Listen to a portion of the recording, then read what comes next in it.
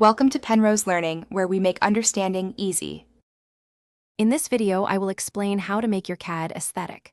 First, define your site's purpose and target audience.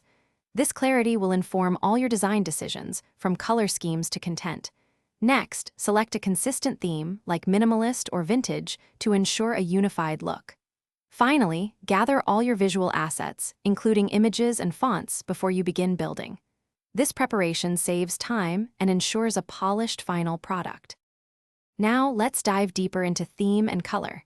Pick a theme that truly reflects your brand or personal style.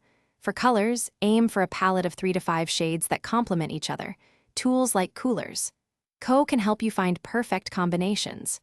Remember, colors evoke feelings, so choose wisely.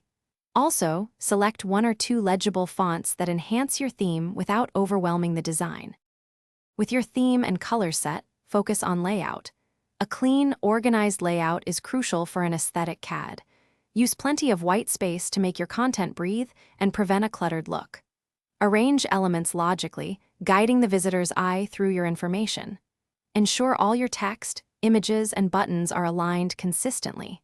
This attention to detail makes a significant difference in perceived quality. To elevate your CAD further, explore advanced customization. Consider adding subtle animations for elements like buttons or images. A gentle fade or slide can add a touch of sophistication without being distracting. Always optimize your images to ensure quick loading times, which is vital for user experience.